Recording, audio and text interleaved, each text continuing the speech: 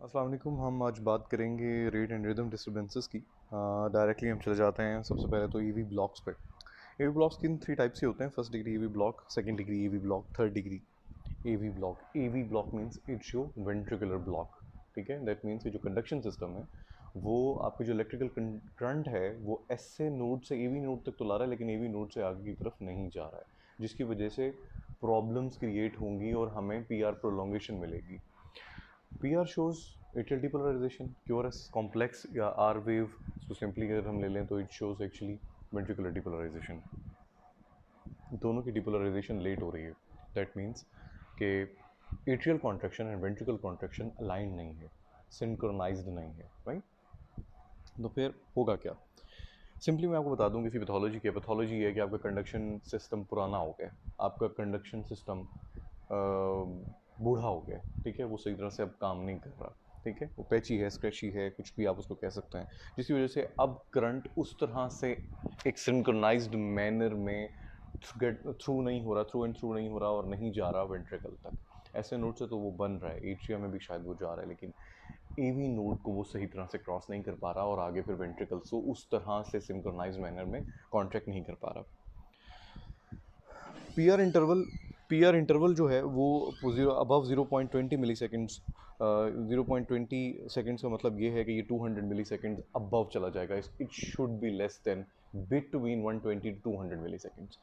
Above 0.20 seconds का मतलब ये है कि ये 200 मिली सेकेंड से अबव चला गया। दैट मीन्स ए कॉन्ट्रैक्शन जो है बिटवीन एट्रिया एंड वेंट्रिकल्स ये सिंक्रोनाइज नहीं है अब, ठीक है। एट्रिया के 200 मिली सेकेंड्स के अंदर अंदर वेंट्रिकल को एट्रियल सिस्टली के बाद वेंट्रिकुलर सिस्टली हो जानी चाहिए थी, बट नहीं हो रही। यही फर्स्ट डिग्री ब्लॉक है, ठीक है। पी आर प्रोलोंगेशन हो रही है।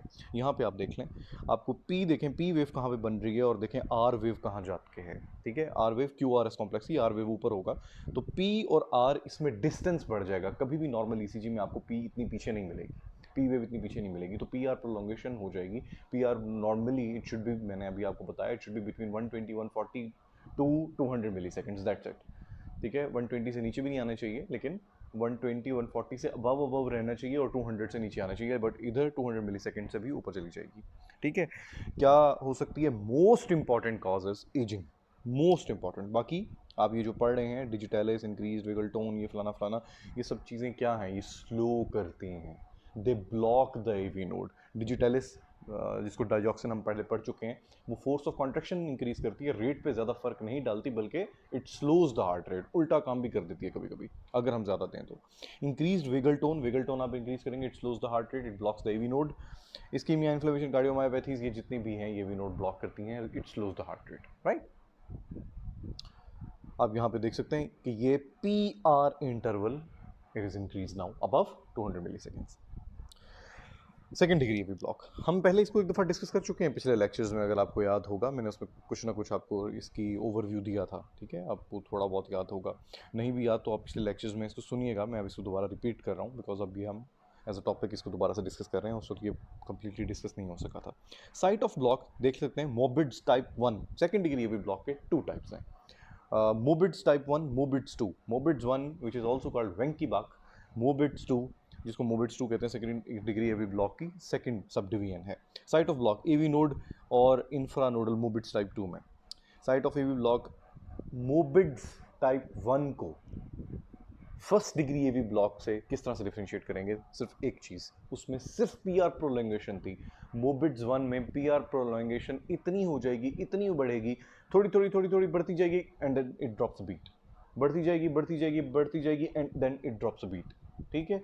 कि पी आर प्रोलोंगेशन इतनी बढ़ जाएगी कि एक ऐसा टाइम आएगा कि एट्रियल कॉन्ट्रैक्शन तो होगी बट उसके साथ वेंट्रिकुलर कॉन्ट्रैक्शन नहीं होगी, then it drops a beat, complex नहीं बनेगा, ठीक है। आगे हम इसी में उसको देखते हैं। मोबिट्स 2 में एक रेगुलर इंटरवल के बाद हमेशा, एक रेगुलर इंटरवल के बाद हमेशा बीट ड्रॉप होगी, रेगुलरली ड्रॉप होगी, कंसिस्टेंटली ड्रॉप होगी। मैंने आपसे कहा मोबिट्स टाइप 1 में ऐसा नहीं है। मोबिट्स टाइप 1 का क्या मतलब है? पहले पीआरएल प्रोलोंगेशन हो रही थी, थोड़ा सा एजिंग हो गई थी कंडक्शन सिस्टम में। मोबिट्स टाइप 1 में इतनी एजिंग हो चुकी है कि अब वो करंट थ्रू एंड थ्रू हो ही नहीं पा रहा, ठीक है। वो पहुंच ही नहीं पा रहा आपके वेंट्रिकल तक एक स्पेसिफिक टाइम के बाद। प्रोलंगेशन होती है और उसके बाद फिर करंट नहीं पहुंच पाता, एक आधी बीट मिस हो जाती है। मोबिट्स टाइप 2 में इतना बढ़ापा आ गया है कंडक्शन सिस्टम में कि अब रेगुलरली बीट मिस होना शुरू हो गई है। देख रहे हैं आप, स्टेप बाय स्टेप वर्सन होते जा रहे हैं सिम्टम्स, ठीक है, और से और बात बढ़ती जा रही है, ठीक है। मोबिट्स टाइप 1 देख लें, पी आर प्रोलंगेशन मिल रही है आपको मोबिट्स टाइप 1 में, और आगे देखते जाएं, it drop the beat again. P wave बनी है, क्यूआरएस कॉम्प्लेक्स नहीं बना है। QRS complex shows ventricular depolarisation और ventricular contraction, you can say it, ठीक है। Then it drops a beat. Mobitz type 2 में रेगुलरली देखें आ रहा है, दो बिल्कुल नॉर्मल वेव्स हैं, then it drop the beat. दो नॉर्मल वेव्स ड्रॉप्स बीट, दो नॉर्मल वेव्स ड्रॉप्स बीट, ठीक है। दो बिल्कुल नॉर्मल वेव्स मिलेंगी आपको P Q R S T, उसके बाद and then it drops a beat with regular intervals consistently. Second degree V block क्या थी? अब ट्रीटमेंट की बात करें, फर्स्ट डिग्री वी ब्लॉक में आप कोई ट्रीटमेंट नहीं देते, यू डोंट, उसमें सिम्टोमेटिक वो होता ही नहीं।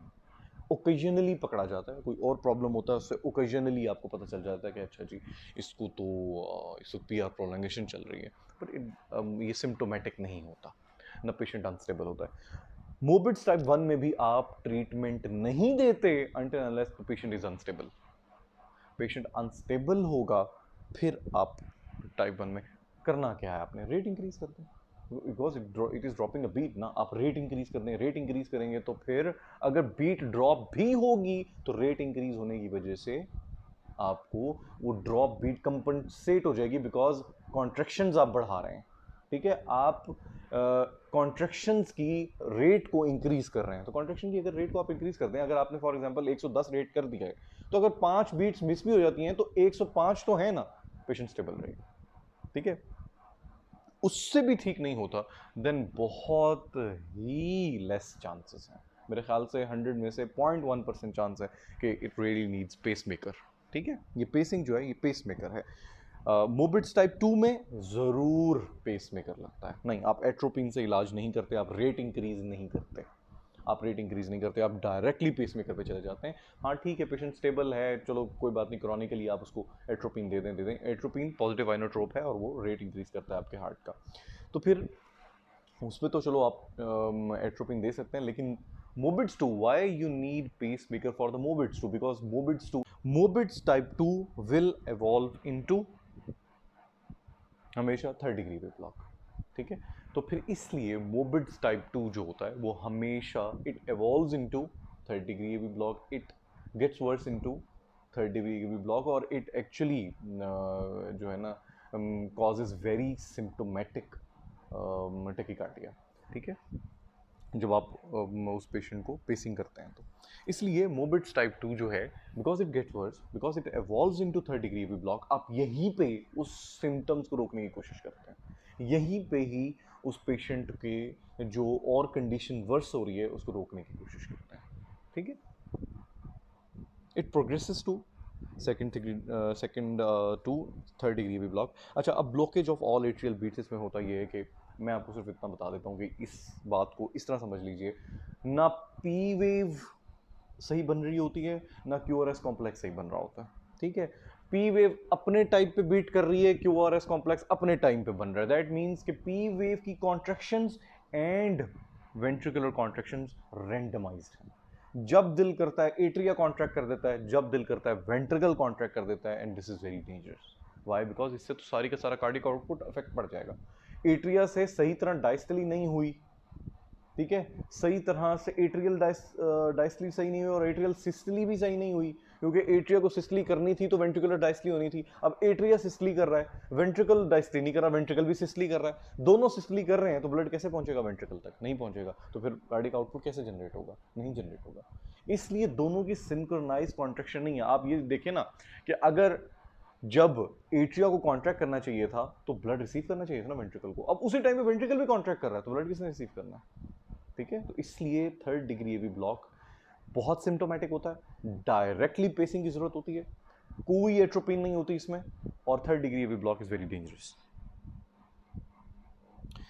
एडम स्टोक अटैक के जो सिम्टम्स हैं वो ये होते हैं कि कैनन ए वेव्स होती हैं, ठीक है, कैनन ए वेव्स के साथ साथ आपको हाइपोटेंशन होती है और शॉर्टनेस ऑफ ब्रेथ होती है, ठीक है, और चेस्ट पेन भी आपको समटाइम्स मिल जाती है और लॉस ऑफ कॉन्शियसनेस इसका कॉन्सिक्वेंसेस में है। तो एडम स्टोक्स जो हैं ये दोनों एक साइंटिस्ट थे, उन्होंने ये फाइंड आउट किया था कि जो थर्ड डिग्री ब्लॉक के पेशेंट्स होते हैं उनमें कैनन ए वेव्स आती हैं, उनमें हाइपोटेंशन होती है, उनमें टैकीकार्डिया भी होता है और उनमें आपको चेस्ट पेन भी मिलते हैं। तो फिर कुछ उन्होंने एक फाइंड आउट किया था कि एक पेशेंट को उन्होंने देखा कि वो हमारे पास आया है और वो आते साथ ही अनकॉन्शियस हो गया। तो जब उन्होंने उसको फाइंड आउट किया तो पता चला कि थर्ड डिग्री ब्लॉक की वजह से वो शॉक में गया और अनकॉन्शियस हुआ है। तो उसके बाद से उसका नाम पड़ गया एडम स्टोक अटैक।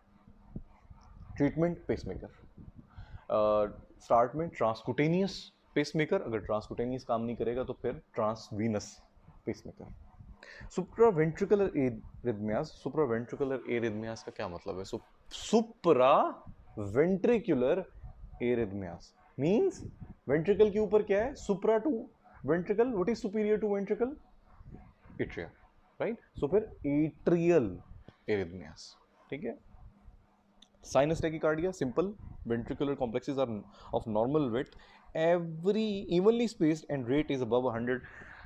बिल्कुल सही कह रहे हैं, साइनस टैकीकार्डिया होगा, पी वेव आपको मिलेगी, बिल्कुल मिलेगी, और क्योंकि सिर्फ एक सिंपल टैकीकार्डिया है, सिंपल टैकीकार्डिया कुछ भी नहीं है, सिंपल टैकीकार्डिया है। एंड मैंने आपको कई दफ़ा ये बात समझाई है, anything that makes you feel uncomfortable will cause tachycardia. कुछ भी है जो आपकी बॉडी को अनकंफर्टेबल कर रहा है, यहाँ पे जितने रीजंस नीचे लिखी हुई हैं वो सारी की सारी इंक्लूड कर लो। इन सब में क्या हो रहा है? आपकी बॉडी अनकंफर्टेबल हो रही है, आपका हार्मोनल सिस्टम डिस्टर्ब हो रहा है, आपका नॉर्मल पायरेक्सियल सिस्टम डिस्टर्ब हो रहा है, आपको कुछ भी डिस्टर्ब हो रहा है, इट विल कॉज टैकीकार्डिया। तो साइनस टैकीकार्डिया की कॉजेज जो हैं ये आप नीचे पढ़ सकते हैं। पर मैंने आपसे कहा कि साइनस टैकीकार्डिया जो है इसमें हमेशा पी वेव आपको मिलेगी, means this is atrial tachycardia ना, राइट? एट्रियल टैकीकार्डिया है तो ऑब्वियसली आपको पी वेव मिलेगी। Supraventricular tachycardias but paroxysmal. अब ये जो एसवीटी है, ये पैरेक्सिस्मल एसवीटी है, इसमें चेंज करना हो साइनस टैकीकार्डिया से तो इसमें पी वेव नहीं बनती। क्यों नहीं बनती बताता हूं मैं आपको। Sudden onset of an ectopic tachyarrhythmia followed by abrupt cessation. होता ये है कि एक एक्टोपिक फोकाई बनता है जो एसए नोड को ओवरवेल्म करता है, और एसए नोड से जो कंडक्शन इलेक्ट्रिसिटी आनी थी, और वो जो एक इलेक्ट्रिसिटी आनी थी और उसने फिर एक कंडक्शन करना था करंट को, वो जो एक करंट आना था उस करंट को वो ओवरवेल्म कर देगा और उस करंट के आने से पहले ही खुद करंट पहुंचा देगा वेंट्रिकल्स तक, ठीक है। सो फिर देखें, एसए नोड से जब करंट आना था तो उसने एट्रिया को कॉन्ट्रैक्ट करवाना था, उसके बाद एवी नोड तक पहुंचना था और फिर उसके बाद वेंट्रिकल ने कॉन्ट्रैक्ट करना था, राइट? अब होता ये है क्योंकि एक एक्टोपिक फोकाई बन गया है जो कि ओवरवेल्म कर रहा है एसए नोड को, तो उससे ये हो रहा है कि एसए नोड से जो करंट आ रहा है वो नलिफाई हो रहा है, वो न्यूट्रल हो रहा है, और फिर एक एक्टोपिक फोकाई उसकी जगह करंट भेज रहा है वेंट्रिकल्स को। तो फिर इसकी वजह से एवी नोड के अराउंड एक री एंटरेंट फोकाई बन जाएगा, एक री एंटरेंट टैकीकार्डिया हो जाएगा। एवी नोड के अराउंड एक फोकाई बन जाएगा जो उस करंट को ओवरवेल्म कर देगा और खुद बीट्स करवाना शुरू कर देगा, खुद बीट्स करवाना शुरू कर देगा, वेंट्रिकल को बार बार बीट करवाना शुरू कर देगा, एक री एंटरेंट टैकीकार्डिया बन जाएगा। वो जो री एंटरेंट टैकीकार्डिया है बेसिकली, ठीक है, वो पी वेव नहीं बनने देगा। क्यों? क्योंकि एट्रिया को तो उस करंट ने कॉन्ट्रैक्ट करवाना था जो एसए नोड से आना था। अब एसए नोड से वो करंट नहीं आ पा रहा, वो थ्रू एंड थ्रू नहीं हो पा रहा। एक नया फोकाई बना हुआ है जो कि उस करंट को नलिफाई करके एवी नोड के अराउंड एक पूरा गोल री एंट्रेंट टैकीकार्डिया बना रहा है। वो कैसे बना रहा है? वेंट्रिकल से करंट वापस, देखें करंट आना कैसे था, SA node to AV node to आगे सारे वो बंडल ब्रांचेस में, बंडल ऑफ हिज में, और उसके बाद फिर वो परकिंजी फाइबर्स में, ठीक है, चलो ये आपको पता है। यहाँ पे तो ऐसा हो ही नहीं रहा। वो करंट जब परकिंजी फाइबर्स तक जाता है, वो परकिंजी फाइबर से वापस वो करंट एट्रिया में खुद आ जाता है और फिर वापस री एंट्री कर लेता है, वापस री एंट्रियां करवाई जा रहा है, वापस री एंट्रियां करवाई जा रहा है, वो वापस एट्रिया में जाता है और एट्रिया से फिर वापस री एंटर हो जाता है वेंट्रिकल्स में। तो एक सर्कल घूमना शुरू कर देता है एवी नोड के अराउंड, और एसए नोड को वो ओवरवेल्म कर देता है, प्रिवेल कर लेता है। एसए नोड को फिर करंट पास करने की हिम्मत ही नहीं होती, वो इलेक्ट्रिक करंट को आगे भेज ही नहीं सकता, ठीक है। वो जब अपनी इलेक्ट्रिसिटी नहीं जनरेट कर पाएगा, जब वो अपनी एक बिजली बना ही नहीं पा रहा, ठीक है, तो वो कैसे चलाएगा एसए नोड को, वो कैसे चलाएगा एट्रिया को, वो तो एट्रिया को एनलाइटन कर ही नहीं सकता, वो तो एट्रिया को कॉन्ट्रैक्ट करवा ही नहीं सकता, तो इस वजह से पी वेव गायब हो जाएगी. So this is the major difference between sinus tachycardia which is because of SA node and supraventricular tachycardia which is because of the re-entrant tachycardia around the AV node. ठीक है, ये point अगर आपको नहीं भी समझ आए तो फिर आप मुझसे क्लास में पूछ लीजिएगा, मैं आपको डायग्राम बना के दोबारा से समझा दूंगा. Initiated by supraventricular premature beat, you can see here supraventricular premature beat which is re-entrant, includes paroxysmal atrial tachycardia. फिर वही बात, पैरेक्सिस्मल एट्रियल या सुप्रावेंट्रिकुलर एक ही बात है, obviously superior to ventricles are atria. 80% due to reentry AV node. ठीक है, ये मैं पहले आपसे बात कर चुका हूँ. Rate between 130 to 200. Why you don't die of these things, these diseases? Because you do not live off your atria, you are living off your ventricles. ठीक है, तो फिर इसलिए आपको वेंट्रिकल्स की जो एरिथमियाज हैं या वेंट्रिकुलर टैकीकार्डियाज हैं या वेंट्रिकुलर फिब्रिलेशंस हैं उसके ऊपर बहुत ज़्यादा ध्यान देना पड़ता है, क्योंकि वो बहुत डेंजरस होते हैं और आपको फॉरन कैथेटर एब्लेशन करनी होती है या कार्डियोवर्जन करनी होती है, शॉक वेव कार्डियोवर्जन करनी होती है. इन पे ऐसा नहीं है, सिंपल एट्रियल टैकीकार्डिया है. एट्रिया क्या कर रहा है, ज़्यादा कॉन्ट्रैक्शंस कर रहा है, सो व्हाट, ब्लड जितना भेजेगा वेंट्रिकल्स को वेंट्रिकल उतने ज़्यादा अच्छे से कर लेंगे, बीट कर लेंगे. लेकिन एक हद तक ऐसा चल सकता है ना, मुसलसल अगर ऐसा चलेगा, कोई क्रॉनिक अगर हो गया, क्रॉनिक मीन्स के अबव 2 days अगर चला गया तो फिर आपको शॉक करना पड़ेगा, फिर आपको कार्डियोवर्जन करनी पड़ेगी सिंक्रोनाइज्ड, फिर काम नहीं बन सकेगा. ठीक है, क्योंकि अगर मुसलसल ये चलता रहा तो फिर ऑब्वियसली वेंट्रिकल्स अफेक्ट होंगे. कितना कोई वो बीट करेंगे, कितने कोई कॉन्ट्रैक्शंस कर लेंगे, चलो 2 दिन तो उन्होंने संभाल लेंगे, इससे ज़्यादा नहीं संभाल पाएंगे. ठीक है, लेकिन 2 दिन भी आप 130 से 200 बीट्स अगर संभाल पा रहे हैं, बहुत बड़ी बात है. सो दैट्स व्हाई आपकी डेथ नहीं होती, because this is atrial disease not ventricular. Ventricular हो तो मेरे ख्याल से 1 घंटा भी काफ़ी है डेथ के लिए, उसका प्रोग्नोसिस अच्छा नहीं है. करना क्या है आपने, सबसे पहले आप क्या करेंगे, क्या इंक्रीज है इसमें, rate. What should you do, control the rate. How, vagal tone control आप इंक्रीज करते हैं. वेगल टोन, साइनस कैरोटिड जो मसाजेस होते हैं, साइनस कैरोटिड मसाजेस करें या वेल्सेल्वा मनूवर कर दें, उसने क्या करना है, it blocks the AV node. अच्छा sorry, it blocks the AV node. ठीक है, सो बेसिकली आपने वेगल टोन इंक्रीज करनी है बाय डूइंग वेल्सेल्वा मनूवर और कैरोटिड साइनस मसाज. उससे क्या होगा, एवी नोड ब्लॉक हो जाएगा. एवी नोड ब्लॉक होगा तो वो जो री एंट्रिंग टैकीकार्डिया है उसकी री एंट्री नहीं हो पाएगी. जो री एंट्री नहीं हो पाएगी तो फिर बेशक एट्रिया कितना ही क्यों ना 100-200 पे बीट करता जाए, क्योंकि उसके ऊपर फोकाए है ना, वो फोकाए उसको कॉन्ट्रैक्ट करवाया जा रहा है. क्योंकि देखिए, अगर एसए नोड कॉन्ट्रैक्ट करवाता तो वो बड़ा रिदमिक करवाता और कंट्रोल्ड रेट करवाता. कंट्रोल्ड रेट नहीं है, एसए नोड भी कॉन्ट्रैक्ट करवा रहा है, वो एक्टोपिक फोकाई भी कॉन्ट्रैक्ट करवा रहा है, तो एट्रिया तो कॉन्ट्रैक्ट ही किए जा रहा है. ठीक है, लेकिन इसमें ये जो री एंट्री टैकीकार्डिया होगा इसमें बहुत ज़्यादा फोकाई नहीं है, इसमें एक आधा फोकाई है, एक आधा फोकस होगा जो वापस री एंट्री की वजह से जनरेट हो गया. एक एसए नोड कॉन्ट्रैक्ट करवा रहा है और वो री एंट्री कॉन्ट्रैक्ट करवा रहा है, इसलिए 130-200 बीट चले गए. अगर ये फोकाई बहुत ज़्यादा हो जाए, अगर multiple cells of atria of जो मायोसाइट्स हैं एट्रिया के, वो कॉन्ट्रैक्शंस करवाना शुरू कर देंगे, तो फिर हम कहेंगे ये एट्रियल फिब्रिलेशन हो गई है.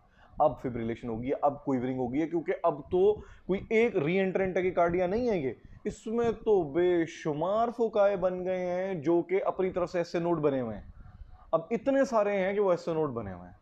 ठीक है, तो वो जब आप यूं समझेंगे कितने सारे अगर एसए नोड बन जाएं तो फिर वो कभी एट्रिया का कौन सा हिस्सा कॉन्ट्रैक्ट करवाएंगे. जो मैंने पहले आपसे एट्रियल फिब्रिलेशन की इतनी सारी बातें की हुई हैं, उसमें मैंने आपको ये बात समझाई थी कि एट्रियल फिब्रिलेशन कैसे बनती है, क्योंकि उसमें फिर फिब्रिलेटरी वेव इस तरह बनेगी कि उसमें बहुत सारे फोकाए होंगे जो कॉन्ट्रैक्शन करवा रहे होंगे. यहाँ सिर्फ एक फोकाए है, वो फोकाए जो री एंट्री कर रहा है, वो जो री एंट्री की वजह से एक फोकस बना है ना, सिर्फ वो है. ठीक है, उसमें तो मल्टीपल होंगे, फिब्रिलेशन में तो मल्टीपल होंगे. Drugs of choice, IV verapamil, diltiazem या वेरापामिल. इसके अलावा आप कोई कैल्शियम चैनल ब्लॉकर नहीं यूज़ करते रेट कंट्रोल करने के लिए. डाईहाइड्रोपिरिडीन्स एंड नॉन डाईहाइड्रोपिरिडीन्स का चक्कर है ये, लेकिन ये फार्मेसी में आप पढ़ चुके होंगे, इसमें मैं अब नहीं जा रहा क्योंकि लंबा कॉन्सेप्ट है. Adenosine in this disease adenosine is the only drug that can be used in this world in just one disease, and that is paroxysmal supraventricular tachycardia. Adenosine is not the treatment of any kind of diseases in this world except one, SVT. बस इसके अलावा कहीं भी use नहीं होती, ठीक है. Cures 90% of the cases. जरा पढ़ो यहाँ पे जितनी भी हैं. IV verapamil, I have told you it blocks the AV node. I have told you digitalis blocks the AV node. Beta blockers का क्या काम है? Slows the heart rate exactly by blocking the AV node, ठीक है. So beta blocker हो, verapamil हो, adenosine हो, ivy digitalis हो, बेसिकली हम री एंट्री को रोक रहे हैं.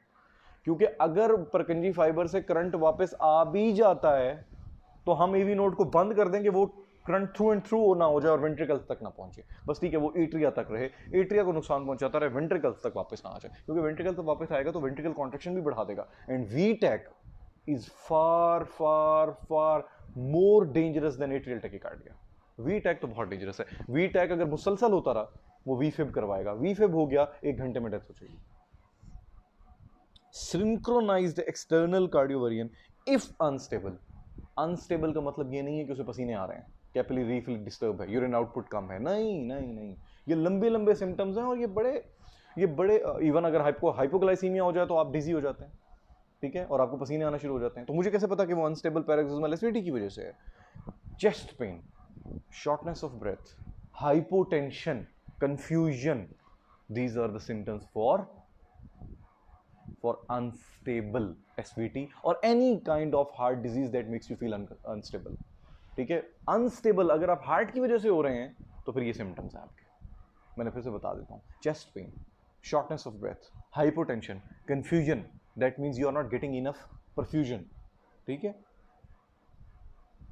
Multifocal atrial tachycardia, irregular supraventricular rhythm between 100 to 200 beats.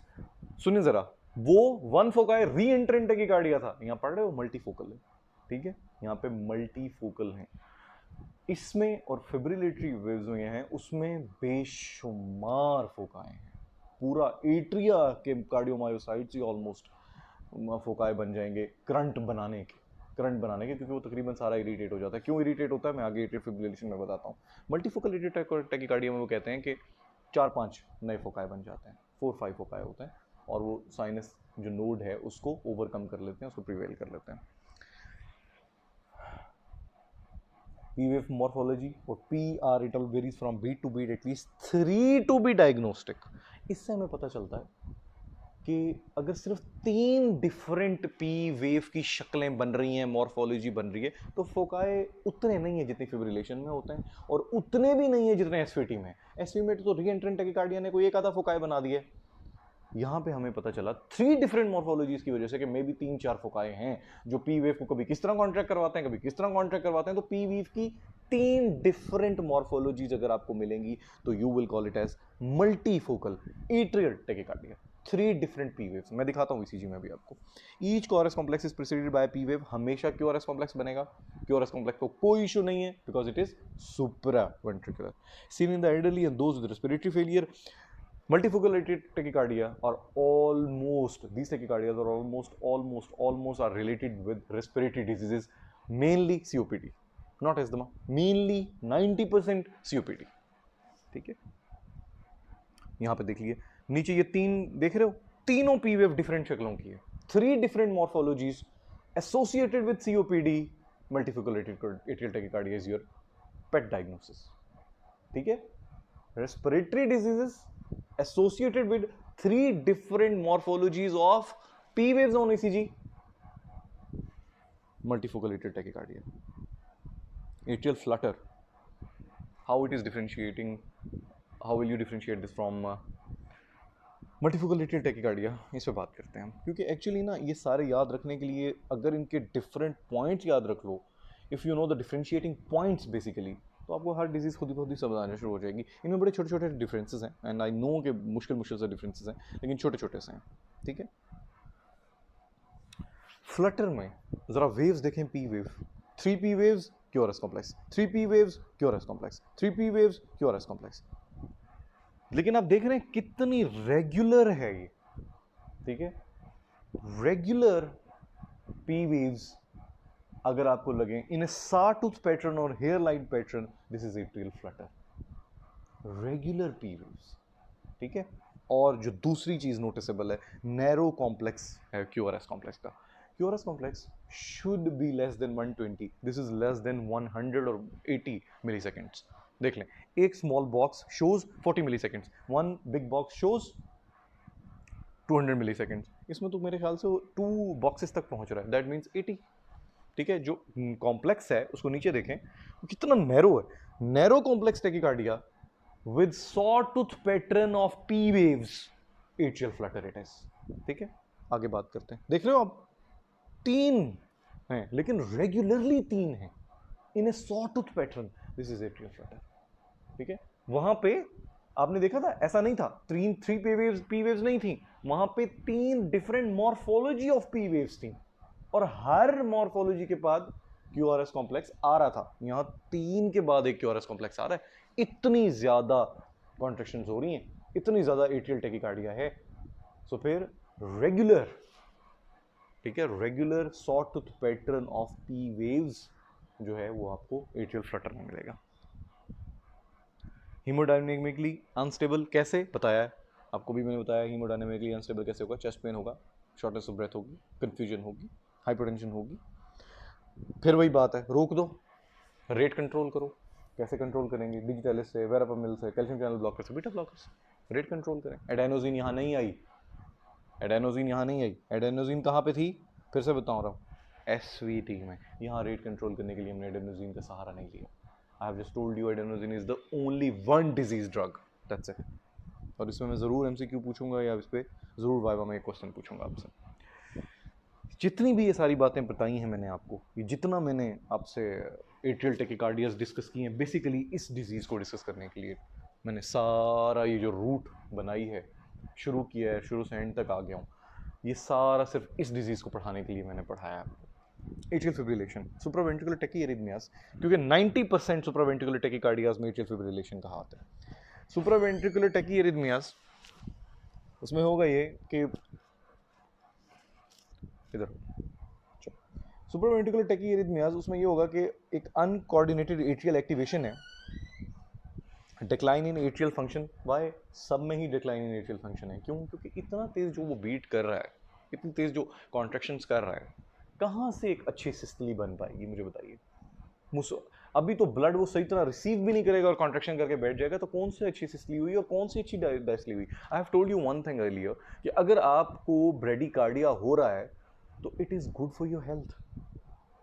इतना भी नहीं, 60 से नीचे भी नहीं, लेकिन अगर आपका हार्ट चलो 62 63 पे है, it is good for your health. Why? Because हमने आपको बताया था कि beta blockers, how beta blocker improves ischemia, because it increases the time of diastole. जितनी अच्छी डायस्टली होगी उतनी अच्छी सिस्टली होगी, जितना ब्लड रिसीव करोगे उतना कॉन्ट्रैक्ट करके बाहर भेजोगे, कार्डियक आउटपुट अच्छा करोगे, स्ट्रोक वॉल्यूम अच्छा करोगे। इसमें कैसे करोगे? इसमें नहीं कर पाओगे, ठीक है। इसमें डायस्टली होने से पहले ही कॉन्ट्रैक्शन हो रही है, डायस्टली का तो टाइम ही नहीं मिल रहा, 200 टाइम्स बीट कर रहा है एट्रिया, डायस्टली का टाइम मिलेगा आपको लगता है? नहीं मिलेगा। दैट्स वाई कोई एफिशिएंट एट्रिया का फंक्शन नहीं हो पा रहा। P waves are replaced by fibrillatory waves. ठहरो जरा, पी वेव देखिए यहाँ पे सॉटूथ पैटर्न, ये देखो यहाँ पे भी देखो सॉटूथ पैटर्न, ठीक है, एट्रियल फ्लटर। एसवीटी देखो, 3 different morphologies of P waves. आप फिब्रिलेटरी देखना, ये देखो जरा नीचे फिब्रिलेटरी कैसे, क्विवरिंग नजर आ रही है, कपकपी नजर आ रही है, एट्रियल सीजर हो गया है, जैसे एट्रिया को सीजर्स हो रहे हैं, एट्रिया को एपिलेप्सी हो रही है, एट्रिया को झटके लग रहे हैं। नीचे देख लो एट्रिया के झटके, ना ये फ्लटर जैसी है ना ये मल्टीफोकल एट्रियल टैकीकार्डिया जैसी है, ठीक है। तो इस तरह से आपको डिफरेंशिएट करना आना चाहिए। Rapid irregular ventricular responses occurs but is dependent on several factors. Electrophysiology of the AV node level of, ये तो चलो खैर आपने पता ही है, आपको मैंने सारी बातें बता दी हैं। आगे चलते हैं। Evaluation of patients with AFib, पहली एपिसोड है, पेशेंट सिम्टोमेटिक है कि नहीं है, डिजीज और सेल्फ लिमिटेड, डिजीज क्या क्रॉनिक है या सेल्फ अपने आप को वापस ला रही है, रिवर्सिबल है या नहीं है। Chronic means above 2 days symptoms आ रहे हैं, सिम्टोमेटिक मीन्स चेस्ट पेन है, शॉर्टनेस ऑफ ब्रेथ है, हाइपोटेंशन है, कंफ्यूजन है, शॉकेट अगर ये सिम्टोमेटिक हो गया। Normally what should you do? control the heart rate and gives any kind of anticoagulants, Coumadin, warfarin preferably. क्यों? हमने ये पिछले कुछ 10-12 साल में 15 साल में एट्रियल फिब्रिलेशन का जो बिगेस्ट ट्रीटमेंट चेंज है वो ये है कि इसमें हमें ये पता चला कि जब एट्रियल फिब्रिलेशन होती है, आई have told you that in earlier lectures कि मैं अब उसको रिपीट नहीं करूंगा कि आपको ये बात पता है कि ब्लड स्टेसिस होता है एट्रियल फिब्रिलेशन में और उसके बाद फिर क्लॉट्स बनते हैं, आपको ये बात पता है। इसलिए हमने उस क्लॉट से बचने के लिए हमने उसको क्या करना है, ब्लड थिनर्स देने हैं, विच आर वारफरिन, कुमाडिन और रिवारोक्साबन एंड सो ऑन। तो फिर इसलिए थ्रोम्बोएम्बोलिक इवेंट से बचने के लिए हम पेशेंट में पहले हम उसका रेट कंट्रोल करते हैं, क्योंकि रेट बहुत ज्यादा है। आप देख रहे हो ये क्विवरिंग देख रहे हो, कितना रेट है, देखो जरा एट्रिया का रेट देखो जरा, यहाँ पे कितना ज्यादा रेट है एट्रिया का। क्या इतना रेट पे कुछ हो सकता है? नहीं हो सकता, ठीक है। ये तो कुछ देर बाद ये वेंट्रिकल्स को भी एबनॉर्मल कर देगा, ठीक है। इसलिए सबसे पहले control the heart rate, secondly give blood thinners. अगर पेशेंट अनस्टेबल है, सिम्टोमेटिक है, कन्वर्ट करो उसको, कार्डियोवर्जन करते हैं इसमें, ठीक है। लेकिन कार्डियोवर्जन करने से पहले हमेशा आपको सिम्टम फ्री करना होता है पेशेंट, ठीक है। सिम्टम फ्री, एटलीस्ट इतना स्टेबल करना होता है। बहुत ज्यादा अनस्टेबल है, वी टैग भी शुरू हो रहा है, तो फिर तो आपने वेट ही नहीं करना। लेकिन एक पेशेंट है जिसको बहुत ज्यादा हाइपोटेंशन है, तो आप उसको एक शॉक वेव्स नहीं दे सकते, वेव्स आप नहीं दे सकते। अच्छा, सिंक्रोनाइज्ड का क्या मतलब है, मैं ये बताना पहले भूल गया था। सिंक्रोनाइज्ड का मतलब ये होता है कि आपने ड्यूरिंग रीपोलराइजेशन कभी भी शॉक नहीं देना, हमेशा डीपोलराइजेशन में देना। ये हमने सिंक्रोनाइज किया है डीपोलराइजेशन के दौरान कार्डियोवर्जन को, ठीक है। ड्यूरिंग कॉन्ट्रैक्शन हम उसकी फोर्स बढ़ा के उसे कार्डियोवर्ट करने की कोशिश करेंगे, ड्यूरिंग रीपोलराइजेशन हम ऐसा नहीं करेंगे। हमने रीपोलराइजेशन की अगर ये कर दिया, ऐसा कर दिया, तो हो सकता है कि इतना डैमेज ज्यादा चला जाए कि वो डायस्टली एकदम निल हो जाए। और अगर डायस्टली एकदम निल हो गई और वहां पे ब्लड रिसीव उसने ना किया, तो फिर तो एसिस्टली में चला जाएगा, कॉन्ट्रैक्ट करके फेंकेगा क्या? कुछ भी नहीं, कार्डियक अरेस्ट में चला जाएगा पेशेंट। इसलिए हमेशा आप कार्डियोवर्ट करते हैं ऑन डीपोलराइजेशन। नॉर्मल इसी चीज देखिए, एट्रियल फिब्रिलेशन देखिए, ठीक है। मैनेजमेंट ऑफ एफib आपको मैंने सारा कुछ बता दिया। रेट कंट्रोल सबसे पहले is applied to the asymptomatic और दोज विद जो हल्के फुल्के बहुत थोड़े अगर कोई सिम्टोमेटिक है, डिस्कम्फर्ट है। रिदम कंट्रोल करें, ठीक है। अगर पेशेंट अनस्टेबल है, रिदम को कैसे कंट्रोल करेंगे? आप कार्डियोवर्ट करें, कार्डियोवर्जन करें, ठीक है। लेकिन अगेन आपको एक इंतहाई अनस्टेबल पेशेंट में भी फॉरेन कार्डियोवर्जन आपने नहीं करना होता। मैं आपसे कह रहा हूं कि अगर इतना अनस्टेबल है कि वी टैक भी शुरू हो गया है, तो फिर तो आप डायरेक्ट कार्डियोवर्जन पे चले जाएं। लेकिन अगर वेंट्रिकल अभी भी ठीक कॉन्ट्रैक्ट कर रहे हैं, सिर्फ एट्रिया का प्रॉब्लम है, तो पहले रेट कंट्रोल कर लें, फिर कार्डियोवर्जन करना आसान हो जाएगा। क्योंकि इतनी तेजी से अगर बीटिंग कर रहा है, तो हो सकता है कि सिंक्रोनाइज्ड कार्डियोवर्जन आप ना कर सकें और पेशेंट की उल्टा डेथ करवा दें। वेंट्रिकुलर रेट देखें, फिर वही बात, रेट कंट्रोल करना है, रेट कंट्रोल करें पहले। This is your first priority, rate control करें। कैसे कर सकते हैं? बीटा ब्लॉकर्स दे सकते हैं, एटिनोल दे सकते हैं। अच्छा, एक बात यहाँ पे आती है, कौन सी चीज दें जी? हमारे पास तो बीटा ब्लॉकर भी है, डाइजॉक्सिन भी है, डिजिटैलिस जिसे कहते हैं, कैल्शियम चैनल ब्लॉकर्स भी हैं, बीटा ब्लॉकर्स भी हैं। क्या दें? मैं आपको ये बताता हूँ, सबकी एफिकेसी सेम है, सब इक्वल ही ट्रीट करते हैं, कोई किसी से सुपीरियर नहीं है, बट हम डिजीज के अकॉर्डिंग देते हैं। फॉर एग्जाम्पल, एक पेशेंट है, उसमें थायराइड डिजीज है, ग्रेव्स डिजीज है। ग्रेव्स क्या करती है? हाइपरथायराइड क्या करता है? रेट इंक्रीज करता है। बीटा ब्लॉकर दें, रेट कंट्रोल कर लेगा, नेगेटिव आइनोट्रोप है, ठीक है। अच्छा, एक पेशेंट है, सीओपीडी है, एस्थमा है, उसको एस्थमा की वजह से अब एस्थमा है, ऑलरेडी उसको ब्रोंकियल एस्थमा हो रहा है और ब्रोंकियल इन्फ्लेमेशन है, ऑलरेडी ब्रोंकियल कंस्ट्रिक्शन हुई होगी, आप उसमें बीटा ब्लॉकर्स नहीं देंगे, बिकॉज ब्रोंको कंस्ट्रिक्शन करवाता है। कैल्शियम चैनल ब्लॉकर दे दे, कैल्शियम चैनल ब्लॉकर दे दे। एक पेशेंट है, उसको बॉर्डर लाइन ब्लड प्रेशर है, उसका border line low blood pressure है, बीटा ब्लॉकर देंगे तो बीटा ब्लॉकर तो ब्लड प्रेशर और ड्रॉप कर देगा, बंदा मर जाएगा। डिजिटलिस दें, डाइजॉक्सिन दें, ब्लड प्रेशर पे कोई इफेक्ट नहीं है उसका, ठीक है। सो ये जो तीनों हमने ऑप्शंस रखे हैं, ये बेसिकली हमने देखना है कि उस पेशेंट में कोई कोमॉर्बिडिटी तो नहीं है। अगर उसमें कोई कोमॉर्बिडिटी होगी तो हम उसके अकॉर्डिंग एडजस्ट कर लेंगे कि हम ये वाली ड्रग दे देते हैं, ठीक है। मैकेनिकल कार्डियोवर्जन आप कर सकते हैं, एंटीकोगुलेट करें पेशेंट को if performing इलेक्टिवली।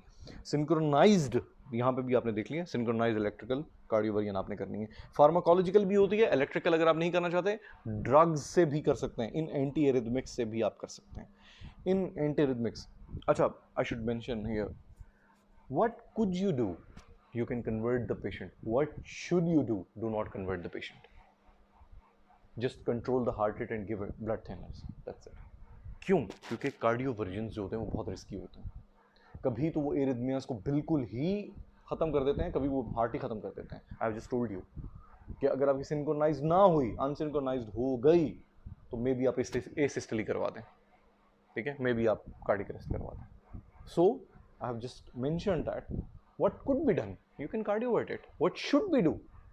We should not cardiovert it, ठीक है। हम ये नहीं करना चाहिए, हमें ये नहीं करना, हमने ये अमाइड्रोन और डोफेटलाइड और फ्लिकेनाइड एप्टोलाइड, we don't have to do that, ठीक है।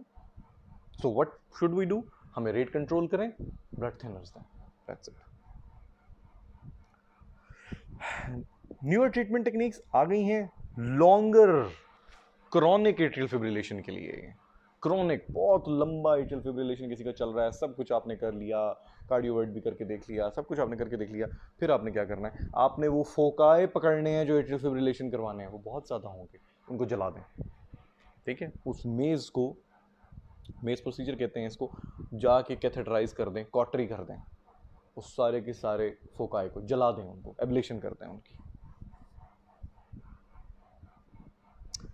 32-year-old male patient presents with shortness of breath. His BP in the emergency room is 80/55. He has JVD, bilateral crackles. Physical examination. His ECG shows. अब आपने सारी बात पढ़ ली है, करना क्या चाहिए? नीचे आपने लिखा हुआ है, हमने लिखा हुआ जी इलेक्ट्रिकल कार्डियोवर्जन करनी चाहिए। इसमें क्यों करनी चाहिए? हम इसमें रेट कंट्रोल क्यों नहीं करना चाहिए? तो देखो जरा पढ़ो। आई have just told you this patient is unstable. कैसे? शॉर्टनेस ऑफ ब्रेथ भी है, हाइपोटेंशन भी है, जेवीडी इंक्रीज भी है, that means congestive heart failure की तरफ भी चला गया, ठीक है। पेशेंट स्टेबल है? नहीं, अनस्टेबल है, यस, कार्डियोवर्ट करें, ठीक है। अच्छा खासा अनस्टेबल है, कोई माइल्ड डिस्कम्फर्ट नहीं है जिसके लिए पहले हम रेट कंट्रोल करें। अच्छा खासा डिस्कम्फर्ट है तो पेशेंट मर जाएगा, अगर आपने इसको वेट करवाया तो मर जाएगा, तो वी टैक शुरू हो जाएगा। Rate control, 65-year-old male presents to the clinic with palpitations. Palpitations कभी भी अनस्टेबिलिटी को शो नहीं करती। आपको बड़ी हैरानी होगी ये बात सुन के, एक बंदा अगर आपके पास आया और आपको कहता है मेरा दिल बहुत तेज धड़क रहा है सर, मुझे महसूस हो रहा है, ये अनस्टेबिलिटी नहीं है। This is not the symptom of unstable heart, नहीं, ये सिम्टम नहीं है। Simple sinus tachycardia. क्या हमने कार्डियोवर्ट की बात की साइनस टैकीकार्डिया में? नहीं की। आप उसको सिंपल बीटा ब्लॉकर देके भी कंट्रोल कर सकते हैं, कोई जरूरत नहीं है आपको इस पेशेंट को कार्डियोवर्ट करने की। रेट कंट्रोल करें, रेट कंट्रोल करें, घर भेज दें, ठीक है। सो ये आज का हमारा लेक्चर था रिगार्डिंग, और आज हमने फिर कार्डियोलॉजी को ख़त्म कर लिया अल्हम्दुलिल्लाह। अल्लाह हाफिज़।